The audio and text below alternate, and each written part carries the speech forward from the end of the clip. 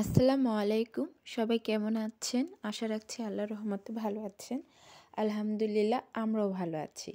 আজকে একটু রোস্ট তৈরি করব, ছেলে মেয়েদের পছন্দ, এটা আমারও অনেক পছন্দ। এর জন্য আমি মাংসটাকে কেটে নিয়েছিলাম প্রথমেই, কেটে তারপর জাস্ট ধুয়ে পরিষ্কার করে লবণ দিয়ে কিছুক্ষণ রেখে দিয়েছিলাম 20-25 মিনিট। তারপরে এই তো ভাজতেছি, ভেজে নিব। একটু 5 মিনিটের মতো ভেজে নিব আর হালকা একটু ব্রাউন কালার হলে তুলে ফেলবো। আর আমি ঢাকনা দিয়ে বেশিরভাগ ভাজি, কারণ যখন ছিটাটা আসে তখন আউটসাইডগুলো ছিটা দিয়ে ভরে যায়, আবার শরীরেও পরে অনেক সময় দেখা যায়। এই তো এদিকে আমি সবগুলো মাংস ভেজে নিয়েছি আর অর্ধেক ছিল ওগুলোও ভেজে নিয়েছিলাম। তারপর দিয়ে দিলাম পেঁয়াজ কুচি। পেঁয়াজ কুচিটাকে আমি লালচে ব্রাউন করে নিয়েছি, লালচে না বাদামি কালার করে নিয়েছি। তারপরে এটাকে আমি জাস্ট দিয়ে দিলাম আদা রসুন বাটা। আদা রসুন বাটা দেওয়ার পরে দিয়ে দিলাম টক দই আর রোস্টের মশলা। এগুলোকে দেওয়ার পরে পরিমাণ মতো আমি একটু দিয়ে দিয়েছি, লবণ তো দিবই, আর দিয়ে দিয়েছি মরিচের গুঁড়া। এটাকে দিয়ে ভালোভাবে আমি মিক্স করে নাড়াচাড়া করে দেখুন অনেকক্ষণ কষিয়েছি, প্রায় 6 মিনিট বা 7 মিনিটের উপরে। তারপর যখন তেলটা ভেসে উঠেছে তারপর আমি মাংসগুলো দিয়ে দিব। এই তো দিয়ে আমি হালকা করে এটাকে মেখে নিচ্ছি, এটাকে নাড়াচাড়া করে শরীরে যেন মশলাটা লাগে, এর জন্য আলতু করে হালকা করে আমি মেখে নিচ্ছি। যদি জুড়ে করি তাহলে দেখা যায় ভেঙে যাবে, এর জন্য।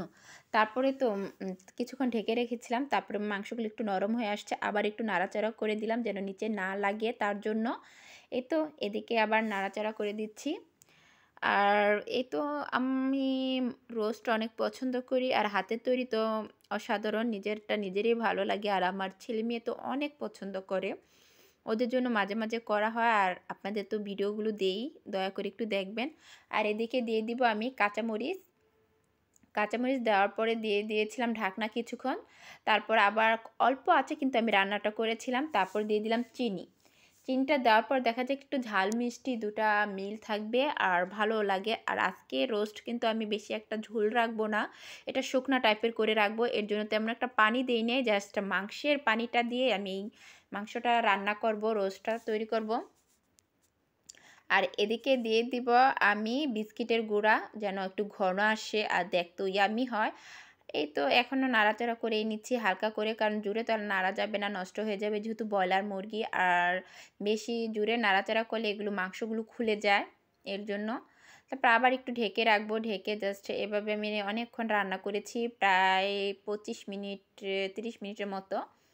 তারপরে এই তো এদিকে দেখুন আমার প্রায় রান্না শেষের দিকে। এখন আমি জাস্ট দিয়ে দিব বিস্কিটের গুঁড়া।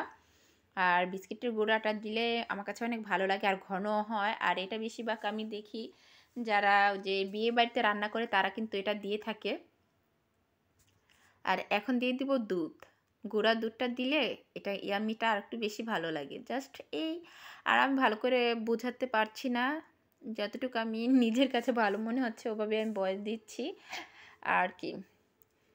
এদিকে আবার এগুলো মেখে দিব, নাড়াচাড়া করে লাগিয়ে দিব এক প্রতিটা শরীরে যেন লাগে। এই তো এখন এভাবে আমার রান্না করা শেষের দিকে। আর সবাই ভালো থাকবেন আর আমাদের ভিডিওগুলো দেখবেন। আর যদি ভালো না লাগে সেটাও কমেন্ট করে জানাবেন, ভালো লাগলেও কমেন্ট করে জানাবেন।